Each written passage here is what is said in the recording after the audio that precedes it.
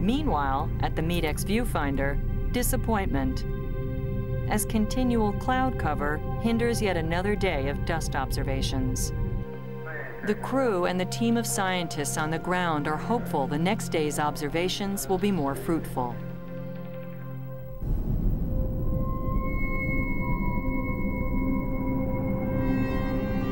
John Charles and his team strategically work the timeline, but the MGM experiment is still off schedule. Casey and the whole crew was working overnight trying to fix that experiment.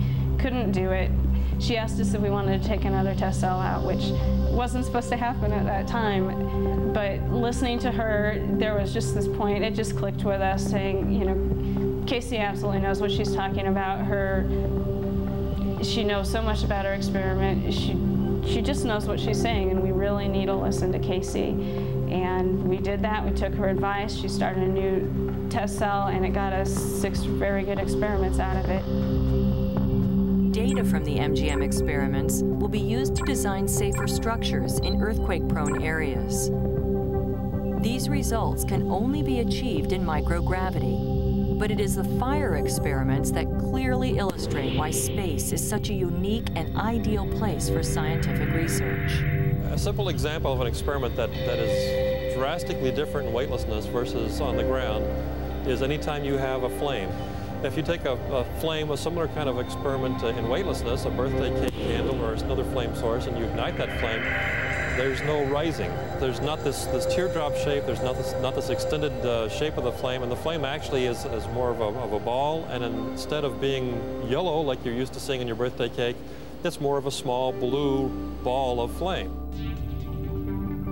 To further study these flame balls, Columbia carries an experiment called softball, or structure of flame balls at low Lewis number.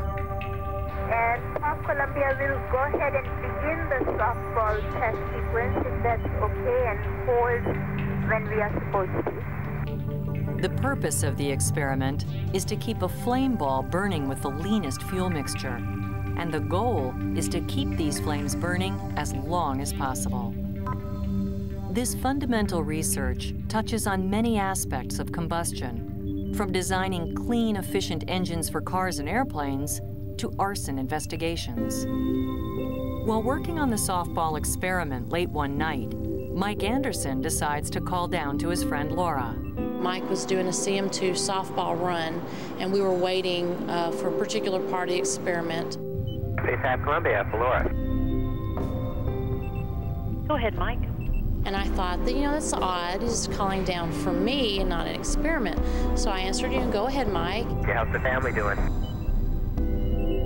And I was just really kind of taken aback because it's a little personal conversation that we were about to have on an air-to-ground loop with lots of people listening. And I said, well, it's the middle of the night and I'm kind of tired.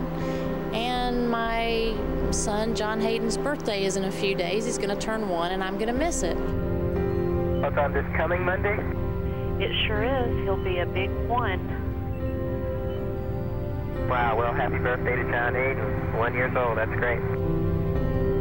We proceeded to have just a short conversation in the middle of the night where I guess a lot of people listened, but it was special to me. Mike Anderson once said he couldn't remember when he didn't want to be an astronaut. From his schoolboy days in Eastern Washington, through his years with the Air Force, Mike was working toward his life's dream. It would become a reality in 1998, when the shuttle Endeavour docked with the space station Mir. A religious man dedicated to his family, Mike has many responsibilities as payload commander on this flight. Mike Anderson, payload commander, he was perfect for that job. He is so detail-oriented, so professional. Of the entire crew, everybody was pretty much outspoken and lively. Mike was the quiet, professional one. Though his job requires a serious disposition, Mike is not without his lighter personal side. Mike was very special. Being the payload commander, he was always very focused, very serious, but I treasured those moments when we'd start chatting because he loved to talk about cars. So, you know, he'd come walking into the training session and say, hey, Beth, you bought that new convertible yet? Which was a joke because, you know, no, I haven't.